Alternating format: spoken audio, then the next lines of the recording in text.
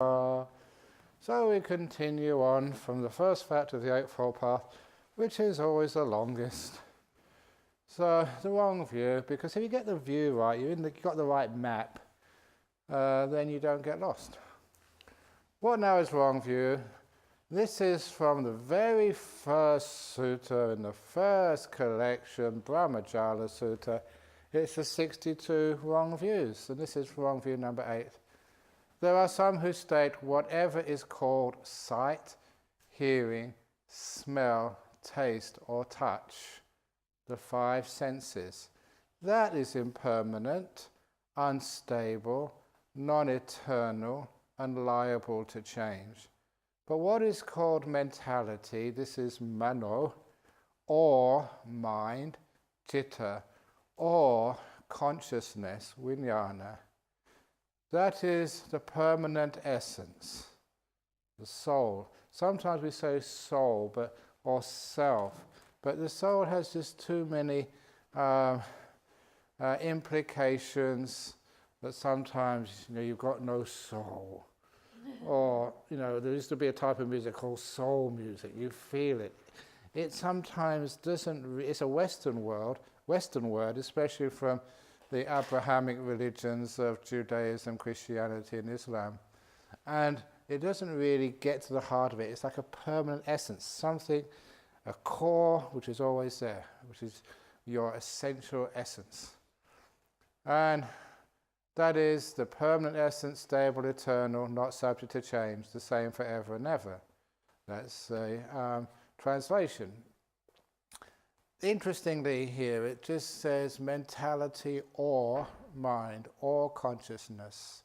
Because in the time of the Buddha, just like now, people weren't lawyers, they weren't philosophers, they were ordinary people, and they used words like loosely.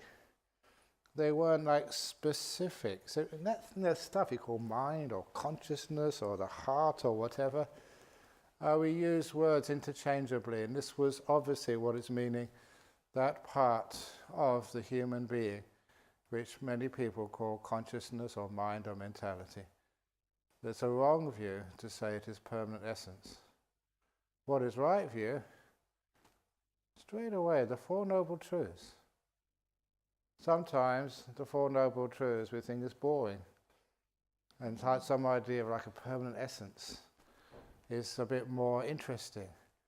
It is the understanding of the Four Noble Truths: suffering, the origin of suffering, cessation of suffering, the way of practice, leading to cessation of suffering.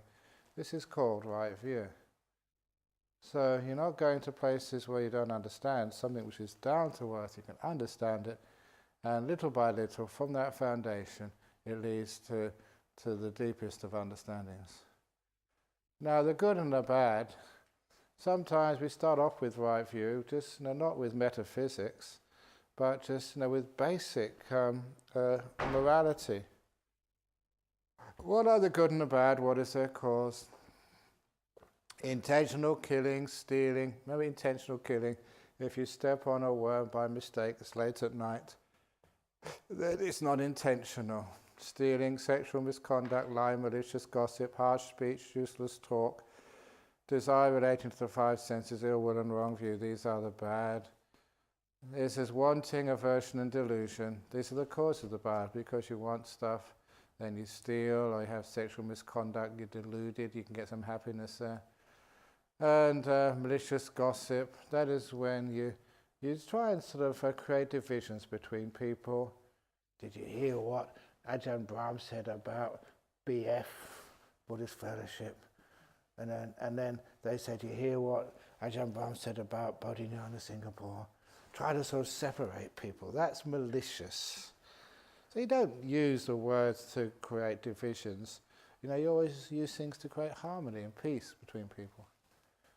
Harsh speech, useless talk, and useless talk, sometimes they call it gossip. But it's not just gossip. It's things which, it's useless, has no point to it.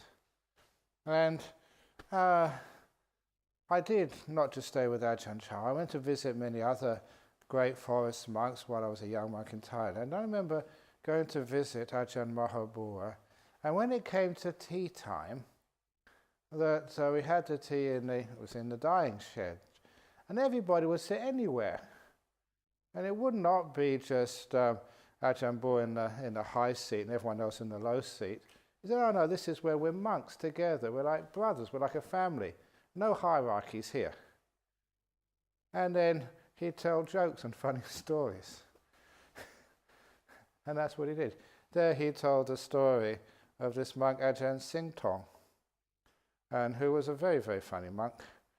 And he was late one day to the morning meeting. And if you were late one morning at Ajahn Mahabo's monastery, you get scolded. But he was more smart. So what he did, he knew he was late for the morning chanting. So in the forest, he found a forest chicken. He grabbed a chicken, got a rope, put the rope around the chicken's neck, didn't strangle it, but pulled the chicken to the hall where the morning meeting was. And of course everybody heard it, this monk dragging this poor little chicken to the morning meeting. And then when the meeting finished, Ajahn Mahaprabhu would say, you were late. He said, no, I wasn't late. I came before the chicken, which is a Thai idiom for saying you got up early.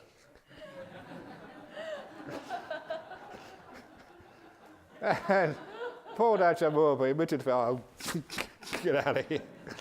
Because all the monks were laughing at his sort of intelligence of this Ajahn Singtong. So he outwitted the strongest monk in Thailand, that Ajahn Singtong. But they would tell stories like that because there were sometimes the monks in the community, or just being here in a retreat, sometimes you can get very tense. And sometimes you can get a bit of bad feeling, a little bit of joke or a little bit of fellowship can break all of that. And then the idea of being scared of the teacher and not wanting to tell, just your problems, that all disappears. And the teacher becomes this beautiful, like, grandfather figure that you're never afraid of, but you always know is there to help you. So it has a purpose to it. So refraining from these things, from intentionally killing living beings, stealing, sexual misconduct, from lying, malicious gossip, harsh speech, and from useless speech, instead of desire relating to the five senses, contentment. Loving kindness is coming next if it scrolls up. And right view is the good. So it's wonderful to see contentment is like a moral factor of goodness, kindness is good, it's morality, and obviously the right view. So where that comes from is renunciation, compassion and wisdom are the roots of the good. Sometimes I think our Theravada doesn't do compassion much, but we do a huge amount of compassion. It's the core to all Buddhist traditions, actually to all religious traditions. And the renunciation part is also so important. We don't ask for things for ourselves. We give. Let go. Please excuse me, even the person who just gave me a bar of chocolate a few minutes ago. I never kept it. I gave it to one of the other monks. And he probably has to receive it, because I gave it to him, and he probably will take it to Bodhinyana monastery and give it to another monk, who will give it to somebody else. So that way, one bar of chocolate makes a huge amount of merit. That's how it works. So you just keep giving. And right view regarding the five components of existence. You view your body as impermanent, suffering, and non-self. Not me, not mine, not a permanent essence. So you're going to die one day. So, good old Venerable Kesri Dhammananda in Brickfields. His doctor saying that when he was told he was going to die within a couple of months, he burst out laughing. That's great when, I'm going to die, oh my goodness. No, so if you really understand all these teachings, when the doctor says to you, oh, you've only got a month to die, whoopee! Because you're letting go. So, you guide your body as impermanent, suffering, and non-self. Not me, not mine, not a business. Basically, none of you. None of your business. You regard experience as impermanent, suffering, and non-self. Totally out of control. And you regard perception as impermanent, suffering and non-self. You regard will as impermanent, comes and goes, not under my control. That's the interesting one. When we get onto the will business, people actually have sleepless nights when they hear this. Because will. I remember his name now, Sun Han, the lawyer. I remember the first time I went over to Singapore, and he said, can you give a deep talk tonight instead of this 2 bad bricks in the wall and opening the door of your heart? He said, you want a deep talk? And I said, okay. I gave a deep talk on non-self and the will. And the following morning when he picked me up to go somewhere, he said, never do that again, Ajahn bro. I didn't sleep all night. Well, you asked for it. Anyway, you regard will as impermanent, suffering. Suffering. To will is to suffer. You think that your will can actually protect you. If you have a strong enough will, and sometimes it's just not wise enough, my will. But if I have a strong will, then I can protect myself, escape from suffering, and get what I want. Donald Trump. Strong will to get there, but stupidity. Kim Jong-un as well. How does a person like that get to where he is and stay for so long? Incredibly strong will, but it's totally stupid. He thinks the will protect him. It just will destroy him. And you regard consciousnesses as impermanent, suffering and non-self. That is the right view. That's a powerful one. Unprofitable questions. If anyone should say, I will not become a practicing Buddhist until I discover whether this universe is eternal or not, finite or infinite, whether my permanent essence and my body are the same, or my permanent essence is one thing but my body is another, whether the Buddha persists after death, does not persist after death, both persist and does not persist after death, or neither persists nor does not persist after death. And if you've ever been to India and had a philosophical discussion with somebody, you know where these things come from. That person would die before they found out. Now we come to the simile which most people say being shot by an arrow. Now, shot by an arrow, people don't get shot by arrows these days. So I just change the same simile, give it the same meaning, but make it a bit more interesting. Suppose a person was shot with a gun. This is more likely these days. And medics would come to help them. Then the person would say, hang on a minute. Who pulled the trigger? What type of gun did they use? And why did they shoot me? Moreover, let me see your medical qualifications first. I will not let you treat me until you answer all these questions. That person would be considered to have wrong view. And might die before their questions were answered. So it's the same simile, but just make it a bit more interesting for modern day people. Therefore, the one who seeks their own welfare should attend to this injury first. The trauma of unhappiness, pain and suffering. And sometimes you change the translation, you keep the essence of it, and it gives it more punch. For one with the view, life, the universe is eternal, the holy life is without meaning. There's no end of suffering, whatever you do. For one with the view, life, the universe is not eternal, again the holy life is without meaning. Your existence is going to end anyway. Whether one has a view the universe is eternal, or the view the universe is not eternal, there is rebirth, there is aging, there is death, there are sorrow, crying, pain, unhappiness and distress. There's destruction of which are prescribed in this very life.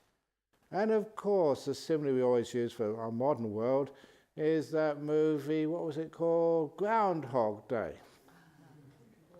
Yeah, and I did watch that one because I think somebody, Ron Battersby, told me about it, and I think I was coming back from Sri Lanka just after he told me, and it was on the in-flight movie, so I actually asked for the things to watch it. And it's a great movie until the end. The guy kept reincarnated the same morning. And first of all, he thought, great, I can really make use of this, get my will and get it all planned so I can have a wonderful time. Until he got so bored of that, he kept trying to kill himself. Just jumping over a cliff, putting himself under a train, And as soon as he got run over by the train, he woke up and it was the morning, same morning again. That's what happens with reincarnation. If you could remember all your lives, you'd be bored sick of this. Here we go again. Whew. And anyway, so it was eternal, no escape. But of course, his escape, I hoped he would actually meditate or something, listen to the Dharma, but no, he fell in love. That was a real stupid thing.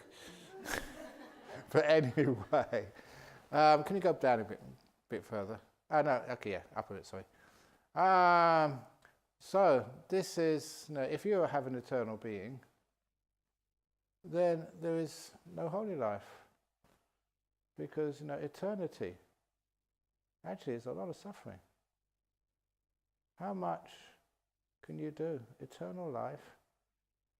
That was like the suffering of the Groundhog Day. And there was another movie I watched as a kid. It was a university. It was Dracula, but it was a very wonderful Dracula because not sort of scaring people. This poor Dracula could live forever, except if he allowed himself to get lured out and into the sunlight. And in the end, he had this dilemma. He was afraid of dying, but he couldn't stand living anymore. He'd done everything. Lived such a long time, many hundreds of years. Nothing more to do. And so it was the pain of eternity, the realization of the suffering of eternity. He willingly went out of the cave to suicide. Because eternity is actually a huge amount of suffering. People think it's being saved, it's happiness. If you actually contemplate it, after a while there's nothing there for you. Been there, done that, everything. Anyway, the 5 basic fetters. Here one who has not seen the Dhamma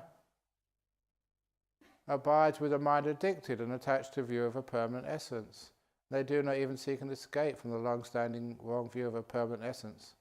When that wrong view of a permanent essence has become habitual, it is regarded as a basic fetter. These are called the lower fetters. But I call it like a basic fetter. It's not like a lower fetter and higher fetters, because all fetters are pretty low. They actually bind you to samsara. But this was an interesting, that there is a tendency always for someone to try and make some permanent essence somewhere. It's like an ultimate retirement home for you, where you can live happily ever after in some heaven realm or some cosmic consciousness, merged with eternity or whatever. You're still there, you haven't disappeared.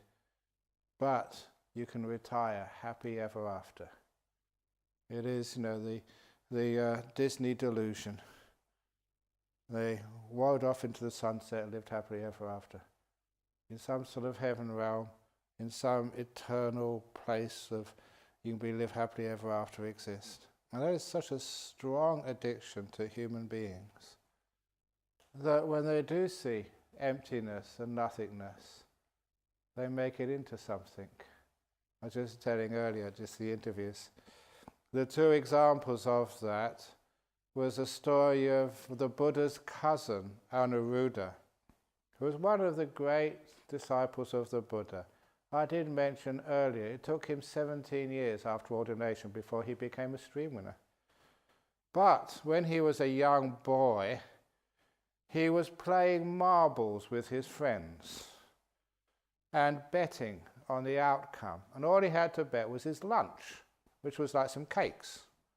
And he kept on losing. And every time he lost, he sent his servant, because of a wealthy family, to go back to his mum and ask for some more cakes.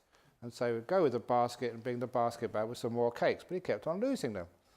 And then once the servant went back home, and your son needs some more cakes, and said, there aren't any cakes, they're all gone. And the word in Pali for there aren't any is nati. Nati. So, nati cakes. So the servant just brought the basket back and sort of told Anuruddha, nati cakes. Now, according to his past karma, Anuruddha had done some great act of charity, that the result of which, in his last life when he was the monk, that he could never not get what he wanted. He had to get what he wanted. So the devas, the heavenly beings who somehow have to, make sure that karma works, according to the story, but they said, we can't give an empty basket to Anuruddha, so they inserted secretly into the basket some heavenly cakes, like deva food. And so when the servant gave Anuruddha nutty cakes, and when he opened it up, wow, he's never tasted anything as delicious as these nutty cakes ever before. And he really scolded his mum. Mum, you don't love me. You've been keeping these natty cakes secrets for such a long time. The natty cakes became something. They made something out of nothing. And the other simile was in Lewis Carroll's Alice in Wonderland. Or Alice with the Looking Glass, I think, where Alice finally reaches the square of the Red Queen. And when it reaches that square, the Queen said, I'm waiting for my messenger. Hasn't arrived yet. Did you see anybody on the road coming here? And she said, I saw nobody on the road. You saw nobody? It's hard enough with my eyes to see somebody, and you can see nobody. And then the messenger came. And then the Queen said, did you see anybody on the road? And the messenger said, I saw nobody on the road. Exactly, she saw it too. But why are you so late? Well, I tried my hardest, Your Majesty, that nobody runs faster than me. Exactly. That's why nobody arrived before you. Nobody runs faster. And so it was a beautiful little play on words and just making nobody into somebody. And this is the illusion there. We have such a long-standing view that there's something there. So when it's actually nothing, we make literally nothingness, emptiness, something. That's when, you have even the Mahayana, the emptiness of emptiness. So emptiness is not a thing. So people actually use language and they try and make it something. Anyway, when that wrong view of permanent essence has become habitual, it is regarded as a basic fetter. You can't let go because I'm here and I don't want to let go. One who abides with a mind addicted and attached to skeptical doubt, to a belief that rites and rituals are sufficient in themselves to reach awakening, to the desire for the five senses, to aversion, they do not even seek an escape from these sense states. When those states have become habitual, they are regarded as the five basic fetters. Unwise contemplations. One who has not seen the Dhamma does not understand what things are fit for contemplation and what things are not. Thus they contemplate on those things unfit and not on those things fit for attention. This is how you contemplate unwisely. Did my soul exist in the past? Did my soul not exist in the past? What was my soul in the past? How was my soul in the past? Having been what did my soul become in the past? Shall my soul be in the future? Shall my soul not be in the future? What shall my soul be in the future? How shall my soul be in the future? Having been what shall my soul become in the future? Or else you are inwardly perplexed about the present. Is this my soul? Is this not my soul? What is this soul? How is this soul? Where has this soul come from? Where will it go? Now, the reason why that's unwise, you can scroll up a bit, unwise attention is because it always assumes a soul is there somewhere. You're just trying to find the nature of something which does not exist. So, you say, these days we might say, who am I? That assumes you are something. You're just trying to find who it is. That is why it's much better to actually change your inquiry into what do I take myself to be? Not there is something there, but what do I perceive this to be? And that is a wise attention which actually doesn't assume what you're just trying to find out whether it exists or not. So the 6 views about the soul, here we go.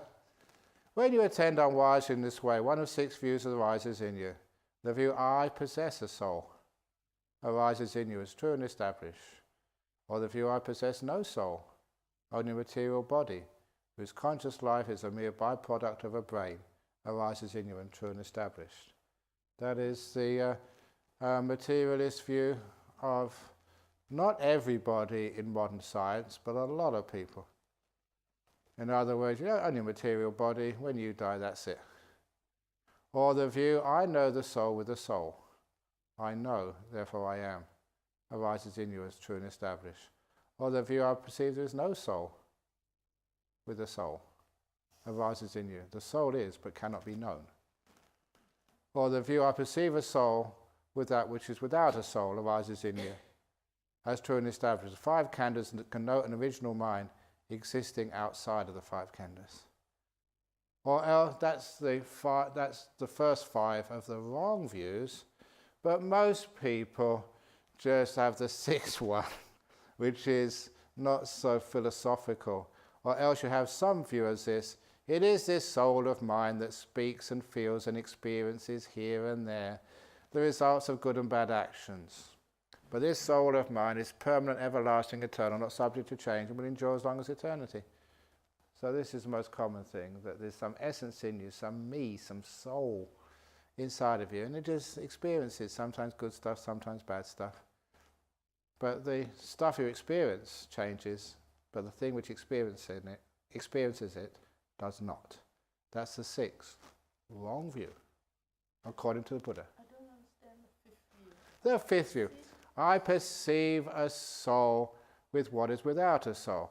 So the Buddha said consistently, the 5 khandhas, the 5 components of existence, the body, Vedana, calling it experience, perception, will, and consciousnesses. The people say, that's, you can see they come and go. But from with those, you can see what is the real permanent essence. So the 5 khandhas, your body and mind, all the processes by which you're listening to me now, that is not a soul, a permanent essence, but it can know something existing outside of the 5 khandhas, which is the soul. I perceive a soul, an essence, with what is without a soul, the 5 khandhas. The 2 extremes are, now, this is a very powerful part of the Buddha's teachings, and I point this out because in the historic development of Buddhism, this was, it was Nagarjuna, wasn't it? Who saw that Buddhism was really veering off the path, Mahayana and the Hinayana at that time, it was Hinayana, they were just missing the point about Sarvastivadins, everything exists, or nihilists. And actually there was a question, I don't think I answered it, about is this no soul, is it nihilism? There's nothing? And it's not. It's something in between. And Nagarjuna picked out this particular sutta, and from that we had the Madhyamaka school of Buddhism, which became very popular. Venerable Sir, the 2 extremes and the middle doctrine. It is said, right view, right view. In what way is there right view? This world, Kachana, mostly depends on a duality, on a theory of existence and a theory of non-existence, of like a permanent essence somewhere, or there's nothing at all, it's just nihilism. But for one who sees the origin of phenomena, how things arise, come into existence as it really is, there can be no idea of non-existence in the world. And for one who sees the cessation of phenomena as it really is, there is no idea of existence in this world. There's a coming into existence. So you can't say there's nothing, but it doesn't last. You can't say there's anything existing. So the idea of existence and non-existence Those are two extremes. And there's a third way. Anyway, most people, which will come in a moment, most people are attached to one of these wrong views of existence and non-existence. But one with right view disengages from such dualistic theories about my soul. You have no perplexity or doubt that what arises is only suffering arising, and what ceases is only suffering ceasing. You already heard that from the Bhikkhuni Vajira. Your knowledge about this is independent of mere belief and acceptance. In this way there is right view, direct understanding. Phenomena exist is one extreme. Phenomena do not exist is a second extreme. Without veering to either of these extremes, the Buddha teaches the Dhamma by the middle. Dependent origination and cessation.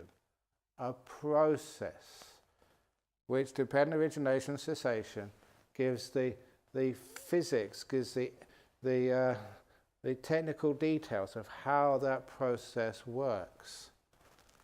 From delusion as a cause, volition arises, and the rest of the factors are dependent origination. It's a process, avoiding the extreme of something permanent or nothing at all. If there was a soul, a permanent essence, would there be what belongs to a soul? Now this is a little philosophy. You know something by what it does, its function, what it owns. So, you know, you're an engineer, you're a monk, you're a woman. This is just by what you do, what you own, your attributes. So, if there is a soul, there has to be something which belongs, some attributes to a soul, something to describe it. Yes, Venerable Sir. Or if there were what belongs to a soul, would there be a soul? Yes, Venerable Sir. Since any soul or any attributes of a soul are not apprehended as true and established, then the basic belief, namely, this is a soul, this is a world, after death I shall be permanent, everlasting, eternal, not subject to change, I shall endure as long as eternity, would it not be an utterly and completely foolish belief?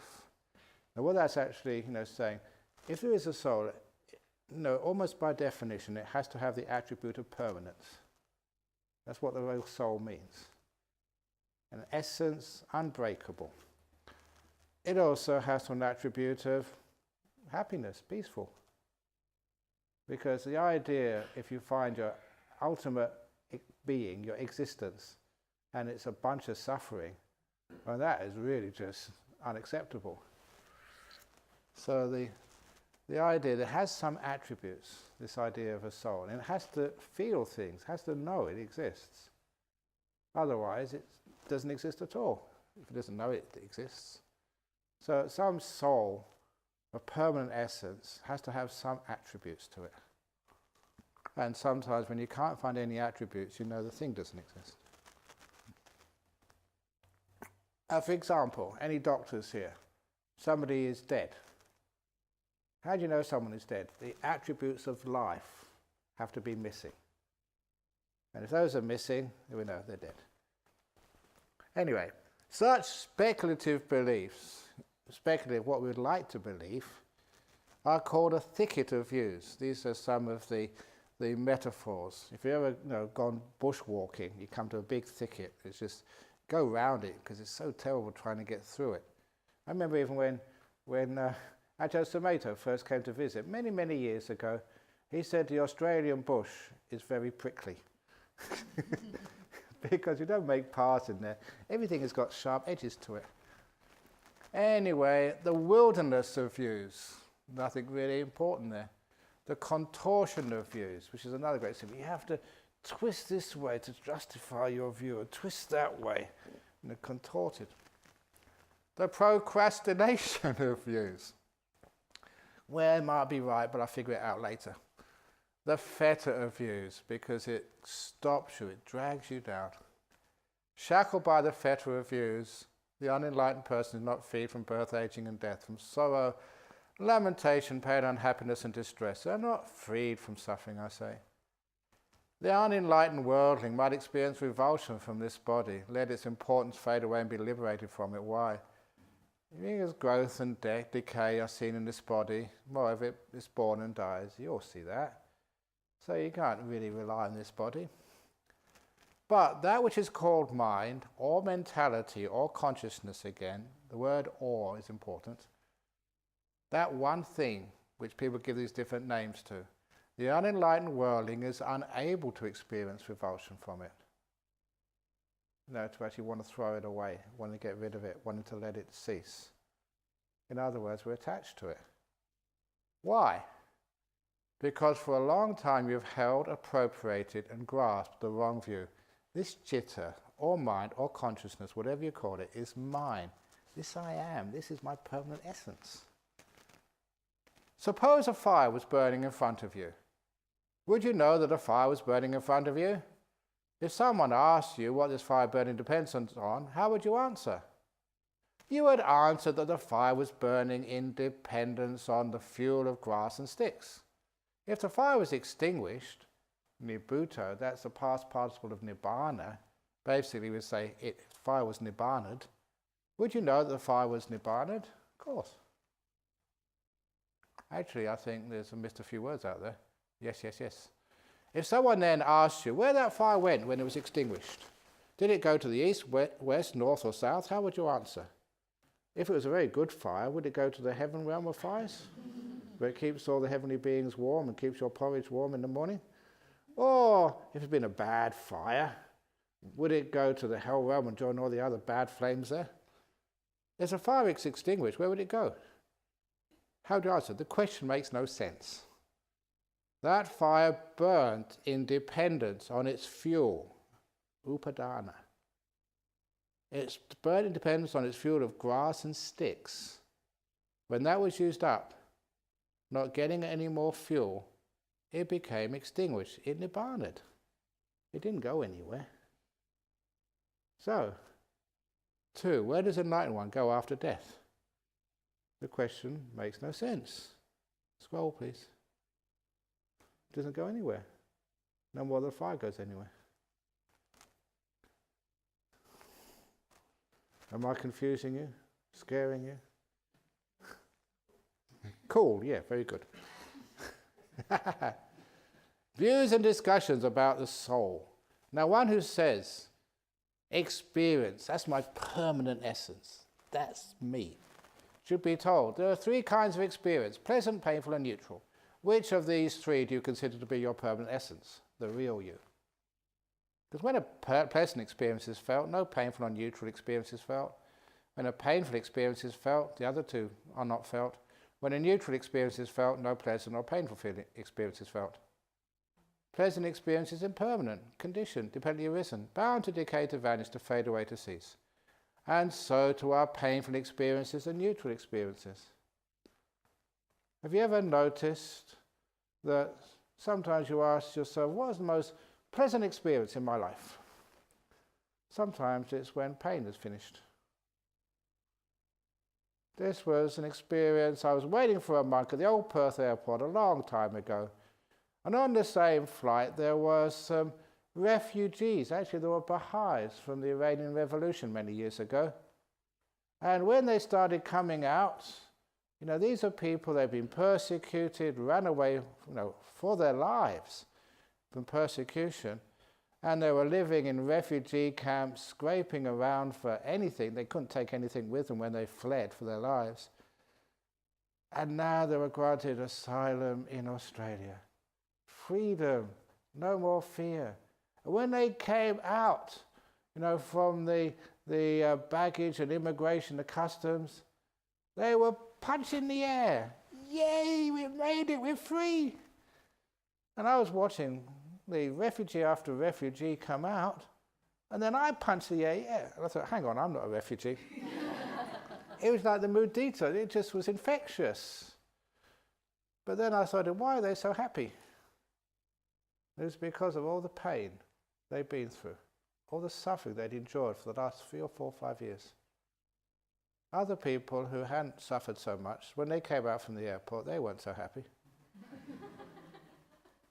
Their happiness was a direct result of how much suffering they'd been through. It was conditioned by an ending of suffering. And what is suffering? Conditioned by how much happiness you had, and now it's going. Happiness of 3 wonderful months in Jhana growth. Any suffering you get tomorrow or the next day is directly dependent on how much happiness you had here. You can't have one without the other. You can't, and even in Christianity, I think it was St. Augustine, he noticed, he was a smart cat, was Augustine. Was it cool cat or smart Alec or something? But anyways, I really respect him because he understood that, and he said, in heaven, one day every year out of 365 you have to go to hell. Otherwise you wouldn't appreciate heaven anymore. And that was a great Christian theologian, St. Augustine. Because if it was heaven all the time, you wouldn't appreciate it. So that's what happiness and pain is. They dance around each other. You can't have one without the other. That's why experience is suffering. You can't have one without the other. So those who think experience is my permanent essence is contemplating something in this present life that is impermanent, a mixture of happiness and unhappiness, subject to arising and passing away. It's not fitting to maintain experience is my permanent essence. Okay, scroll please. But anyone who says experience is not my permanent essence, okay, I'll agree to that. My permanent essence is, only it doesn't experience anything. Then they should be asked, if your permanent essence had no experience at all, could its existence be known to itself? And basically, it just can't be known. No, therefore it's not reasonable to maintain experience is not my permanent essence. My permanent essence is, but has no experience. In the commentaries they say it's just like a log of wood. Is that your essential soul? Is that what you want to experience at the end of your great journey through samsara? Now I'm enlightened. Now I'm just a log of wood. And anyone who says, experience is not my permanent essence, my permanent essence is, and doesn't experience anything, only my permanent essence performs the act of experience when it wants to, but doesn't have to. That's its nature. Should be asked, well, if all experience absolutely and totally ceased, could its existence be known to itself? To which one again would say no. All experience absolutely and totally ceased. Not forever, but just even for a while. Of course not. It's not tenable to maintain experience is not my soul. My soul is, but does not experience anything. My soul performs the act of experience, for that is its nature. From the time when the meditator no longer regards experience as a permanent essence, or that the permanent essence is, only does not experience anything, or the permanent essence is and does not experience anything, only the permanent essence performs the act of experience, that is its nature. You can understand why the Buddha called that the contortion of views. When you have such a view, you cling to nothing in the world. You cling to nothing in the world. Experience is just experience. It's not me, not mine, not a self. Nothing to do with me, not controllable. Not clinging, you're not agitated by anything. Leaving, being, dying, getting jhanas, not getting jhanas. You're not agitated by anything in this world. Not being agitated, you gain personal liberation. You know, rebirth is finished. Whole life has been fulfilled. Done what had to be done. There's nothing more here. Scroll, please. Yeah, go on. These two sentences are the same. That the permanent essence is only does not experience anything. Yeah. The permanent essence is And does not experience anything. Only the permanent essence performs. It adds only the permanent essence performs the act of experience. Yeah, it is and doesn't. Permanent essence is, it doesn't experience anything, but it's behind experience. It so controls it. Like, that computer is, but the computer can't do anything. But the permanent essence is what keeps clicking the mouse. It makes the computer experience things, but the computer can't experience. So it's just moving goalposts, but still it's untenable. If anybody says the mind is a permanent essence, not an experience, but the mind, that is not reasonable. The appearance and disappearance of the mind are discerned. And since its appearance and disappearance are discerned, your mind comes, your mind goes. It's not always there. Sometimes you're under anesthetic, knocked out, don't feel anything. You're not no near-death experience. Because it comes and goes, it would follow my permanent essence, appears and then disappears. So where does it go when you're under anesthesia? That is why it's not acceptable for anyone to say the mind is a permanent essence. If anyone says, okay, we've got experience, mind objects are the permanent essence. Mind consciousness is a permanent essence. Experience, we've already done that one. Wanting is a permanent essence. To be is to do. Wanting. You know that story? Because there we go again. Because sometimes we get too serious, so I have to add a little bit of interest. On the philosophy department, they used to have really good graffiti when I was a student. Very, very smart, wise graffiti. And the graffiti in particular on the philosophy department of Cambridge University. What was the campus? Oh, just over the river on the other side of the Backs philosophy department. There was written to do is to be.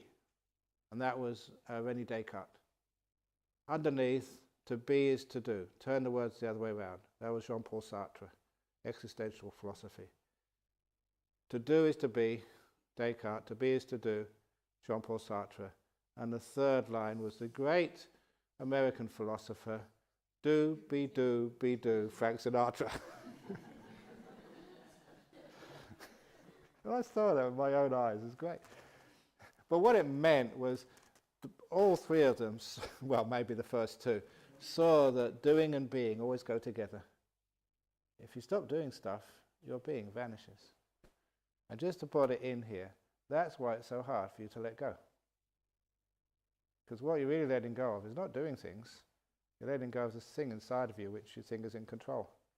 That's why it's scary. You are letting go of you. You are eating your own head. It actually works, so when you don't do anything, you vanish. Anyway, there's mind objects, experience, wanting. These things come and go, which is why it's not reasonable for anyone to say mind objects, mind consciousness, experience or wanting is a permanent essence. And when I put permanent in there, essence, because that's what a soul, an essential me, it has to be permanent. Otherwise, that attribute, if that's not there, it's not really the real me. Thus, the mind is not the permanent essence. Mind objects, mind consciousness, mind objects, experience and wanting, all these are not a permanent essence. Scroll, please. That's why it would be better for the uninstructed worldling to take as the soul, the body, rather than the mind. Why? Because this body lasts for up to 100 years or even longer, but that thing which is called mind or mentality or consciousness arises as one thing and ceases as another all the time. So wise contemplations, that was unwise contemplations, an enlightened being, or one on the path to enlightenment, understands what things are fit for attention, what things are unfit for attention.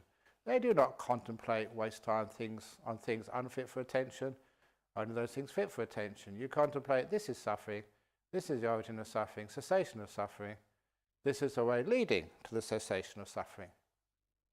And when you contemplate in this way, three fetters are abandoned in you: a view of a permanent essence, skeptical doubt, and belief that rites and rituals are sufficient in themselves to reach enlightenment. But the main one is permanent essence. No one in here. Oh, what joy. It's none of my business. So trying to get jhanas, trying to get enlightened, none of my business. Who's getting enlightened anyway? So you stop trying. And as soon as you stop trying, then you get enlightened. When you start trying, then you never get enlightened. When you're contemplating, oh, I did that one. Oh, no, I didn't. Oh, yeah. Those who have abandoned three fetters are all stream enterers, no longer subject to rebirth in the lower realm and headed for full enlightenment. Pause there. Why is it you can't be reborn in the lower realm if you're a stream winner? When you've let go of the sense of self. Because you don't need to punish yourself anymore. I'm a bad monk. I made a mistake. I told a stupid joke. I used a shit word. I did it again. You can see that we have this idea of punishing because we have this idea of a permanent self. And with that permanent self, a soul, we've got something to improve or something to feel guilty about. It's very powerful that once you see through that, forgiveness is automatic. You acknowledge, forgive, and let go. Acknowledge you made a mistake. Everyone does. So on a t-shirt, great little saying, but I can't claim this because somebody else got there first. On the t-shirt, read, nobody is perfect. You've heard that before? Yeah. Nobody's perfect. The second line was, I am a nobody. Third line, therefore I am perfect. It's a joke, but there's actually a lot there. If you're a somebody, you have to be perfect. But if you're a nobody, you be whatever you like. I'm a nobody, nobody's perfect. If I'm perfect, finish.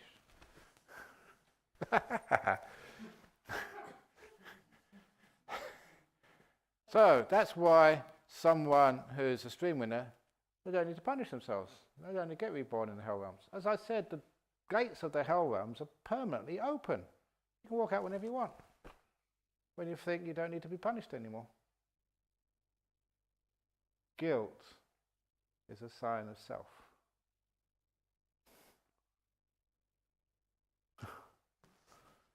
Anyway, absolute rule over the earth, going to heaven, supreme sovereignty over all worlds, the fruit of stream meaning surpasses them all.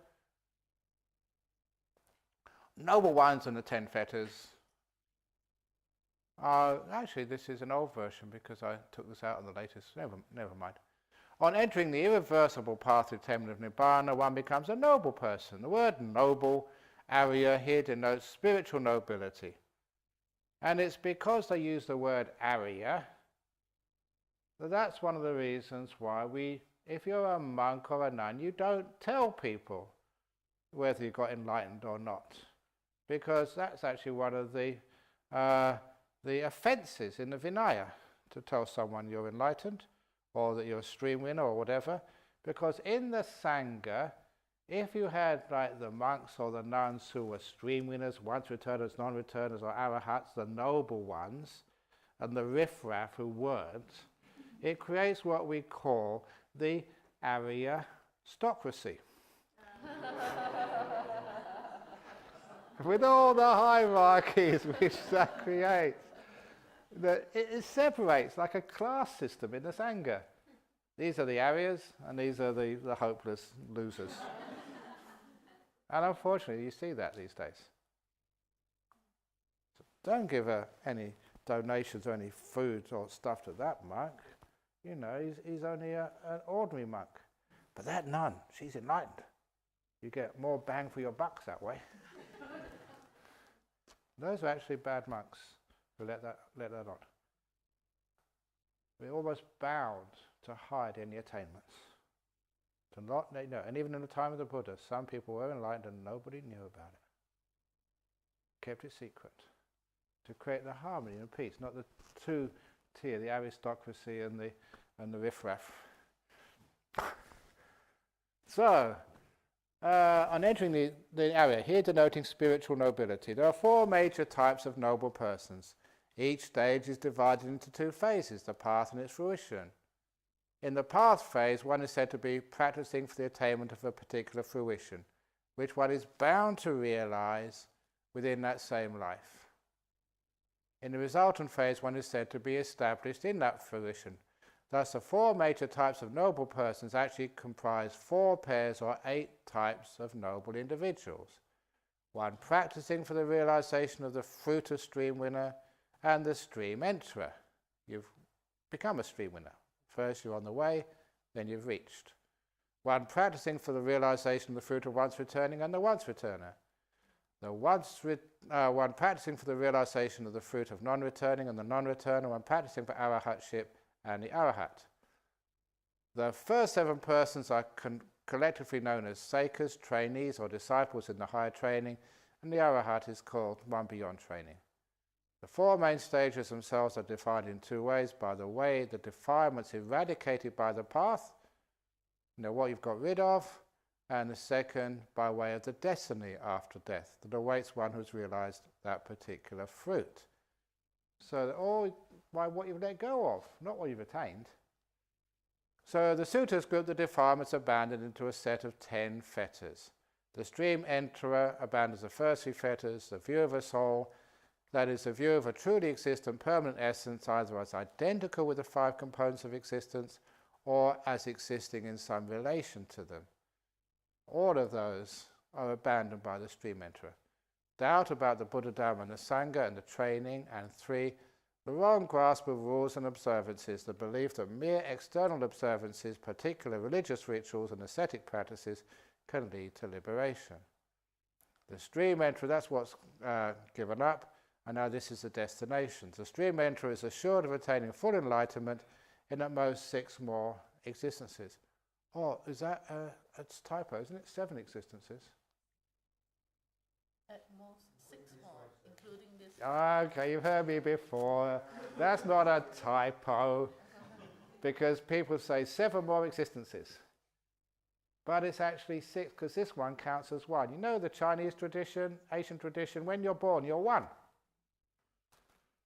And so, this life is 1, sort of the next life is number 2. So 7 existences, including this one as number 1.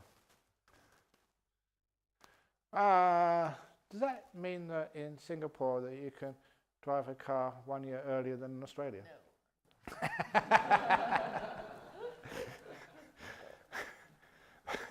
No. So, stream enterer, 6 more lives, was that gone? And, okay. And most 6 more existences, which will all take place either in the human realm or the heaven realms. The stream enterer will never undergo an 8th existence. The present existence is counted as the first, and is forever freed from rebirth in the 3 lower realms: the hells, the realm of afflicted spirits, ghosts, and the animal realm. Though once returner does not eradicate any new fetters, he or she has eliminated the 3 fetters that the stream enterer has destroyed, and additionally weakens the 3 unwholesome roots: wanting, aversion, and delusion. Just weakened it. So it's a very hard thing actually to define this once returner. How much are they weakened? So that they do not arise often, and when they do arise, do not become obsessive. As the name implies, the once returner will come back to this world only 1 more time and then make an end to suffering. So how many more existences, including this one, has a once returner got? 3. 2 or 3? Which one do you say is correct? Including this one. 2 or 3? The ladies have it. 3. This one is 1, and you go up to usually to a heaven realm, and then you only come back to this realm once. So 3. Anyway, I'm just messing around with your accounting skills. The non-return eradicates 5 basic fetters. That is, in addition to the 3 fetters eliminated by the stream enterer, the non-return eradicates 2 additional fetters: desire for the 5 senses and aversion. They got no desire for this body and these senses. Because non-returners have eradicated desire for the 5 sense world, they have no ties binding them to this world. Thus they take birth in the pure abodes, Suddhavasa, only for non-returners. They attain final nibbana there without ever returning to rebirth in the world of the five senses. The non-returner, however, is still bound by the five higher fetters. Attachment to jhanas. Ajahn Brahma's been a hypocrite. I've been telling you you can't be attached to jhanas. You can, but it just stops you from becoming a full arahat. You're just a non-returner. But I think many of you will be satisfied at the end of this retreat by being a non-returner. So yeah, it is an attachment. It's just a small thing compared to the others. Or attachment to the immaterial attainments, and conceit, the thought or perception, I am, sometimes arises. I am better, I am worse, I am the same. It's a thought. The view is eradicated, but sometimes you still have the thought. Understand why comes in a minute. Restlessness and some deluded thoughts, such as I am, and perceptions. Those who have cut off the five higher fetters have no more ties binding them to existence. These are arahats who have destroyed all defilements and are completely, something or other, liberated through final knowledge. I have attachment to jhana. I thought some translations are attachment to the material world. And the material, oh no, these are called, that's a bad translation. It's calling rupa jhana. Those are the four jhanas. Idioms again. But sometimes, you have a word and, you don't understand its context. Sometimes you just have the word like together. If you analyze that, it means to get her. To get her. Yeah. So you can very that being together is actually just to get rid of somebody, especially female. I'm going to get her. So you've got to be careful. A word only exists in its context. The words before its place in the sentence. That's how you understand its meaning. And it's always attachment to the jhanas, immaterial attainments. Okay. Oh, the Jhanagami. Just as, we're going over it a little bit, hope you don't mind. Just as when the sky is clear and cloudless, the sun ascending in the sky dispels all darkness as it shines and radiates, so too when the dust-free, stainless Dhamma eye arises in you. Like the Dhamma eye, it doesn't mean a physical eye, it's just a metaphor. You can see the Dhamma. Then together with the arising of vision, you abandon three fetters, the view of a permanent essence, doubt, and wrong grasp of behavior and observances. So this is a stream winner. Afterwards, when you restrain two states, this is not abandoning them, you just restrain them temporarily, wanting and aversion, then totally secluded from the five senses, secluded from the five hindrances, you enter and dwell for a while in the first jhana, which consists of rapture and pleasure born of freedom from the five senses, accompanied by movements of the mind onto the bliss and holding the bliss. If you pass away while in jhana, there's no fetter bound by which you might ever return to this world. Just point there, wanting and aversion. Well, I want the jhana, I want something. Or I don't like this state, I want to get somewhere else. You restrain those two. Those are the first two hindrances, first two nivarana, the first two what's it called? Hindrances, yeah. So this is describing the Sakadagami, but if he passes No, away... this is describing the stream winner. So a stream winner who does jhanas and passes away in a jhana, they get instant promotion to being a non-returner. If you understand what jhana is, and there's no sense of self anymore, no reason to come back. This phrase normally denotes the attainment of non-returning. The commentary, however, identifies a disciple as a jhana non-returner. That is, a stream enterer, or sometimes could be a once returner, who also attains jhana. Though such a practitioner has not yet eliminated the two fetters of sensual desire and aversion by attaining jhana, he or she is bound to be reborn in the jhana realm and attain nibbana there, without ever taking another birth in the sense sphere. There is a shortcut. but you have to be a stream winner and jhana. Either die in jhana or do jhana regularly. Now the last is, we're going to finish off with the scent of I am, because this answers the question, why is it that, you know there's no self, but you can still have a thought, I am. Friend Kamaka, when you speak of this I am, what is it that you speak of as I am? Because Kamaka was a non-returner. Friends, I do not speak of form as I am, nor do I speak of I am apart from form. That's the first kanda. I do not speak of experience as I am, nor of perception as I am, nor of will as I am, nor of consciousness as I am, nor do I speak of I am apart from consciousnesses. Friends, although the thought I am has not yet vanished in me in relation to these 5 components of existence, still I do not regard anything among them as this I am. Explain. Suppose there is a scent of a lotus. Would you be speaking rightly if you were to say the scent belongs to the petals, or the scent belongs to the stalk, or the scent belongs to the pistils? No. And how, friend, would you answer if you were to answer rightly? You would answer the scent belongs to the flower. Now that was a simile which not so clear, but the clear one comes next. So too, friends, I do not speak of form as I am, nor do I speak of I am apart from form. I do not speak of experience, of perception, of will, of consciousness as I am, nor do I speak of I am apart from consciousnesses. Friends, although the thought I am has not yet vanished in me in relation to these 5 components of existence, still I do not regard anything among them as this I am. Friends, even though a noble disciple has abandoned the 5 basic fetters, still in relation to the 5 components of existence, there still lingers in them a residual thought, I am, a desire, I am, an underlying tendency, I am, that has not yet been uprooted. Some time later they dwell contemplating the dependency on causes of the 5 components of existence. Such is form, where body and stuff comes from, its origin.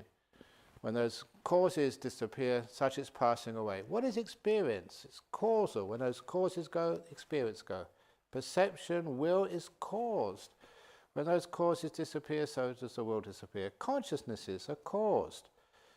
They're conditioned. They arise because of something else. When that something else disappears, the consciousness vanishes.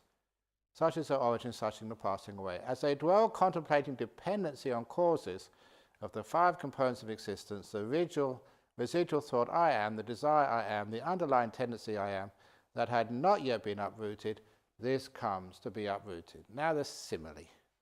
Oh, suppose you washed a cloth in a washing machine.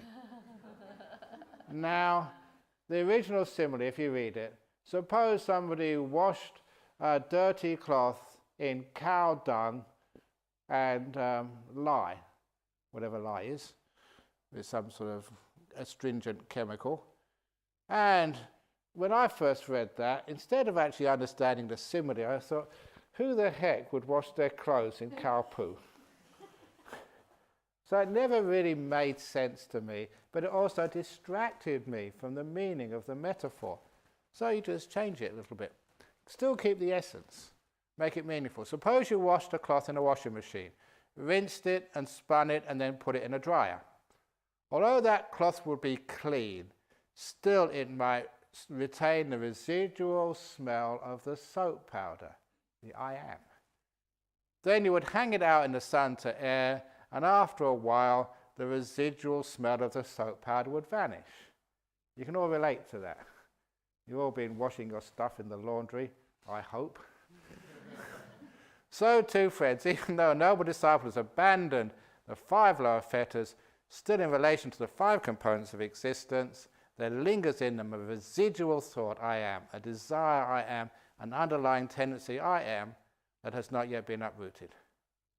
As you dwell contemplating dependency on causes on the 5 components of existence, that's hanging out in the sun, in the beautiful Dharma, the residual thought, I am, the desire, I am, the underlying tendency, I am, that had not yet been uprooted, that comes to be uprooted. And I didn't put it in here, but in that little sutta, it's historical, Kamaka, when he was saying that, he uprooted the tendency and became an arahat. And we always say that sometimes monks or nuns think, oh, I'm teaching. How can I ever get anywhere when I'm teaching? Sometimes when you teach others, there's a letting go. And sometimes you come up with words, with explanations which inspire you as much as anybody else. Teaching sometimes is a cause of people's enlightenment. So don't be afraid of teaching. Now, I've gone 12 minutes over, and free from more speculative views, we can do that tomorrow. So that actually was one of the deepest parts of this word of the Buddha. So it gives you something to contemplate. And if you don't really understand it, want to look at it again, you can always get a copy from here somewhere or other. We're supposed to be publishing it one day, but even though you've got your own little copy, please purchase the book if ever it gets published. I always change it a little bit. So anyway, it's quite okay for people to ask for a copy, but please don't harass poor Eileen so that she can actually have some meditation as well. Put it online later on. Okay? Very good. Sadhu, sadhu, sadhu. Very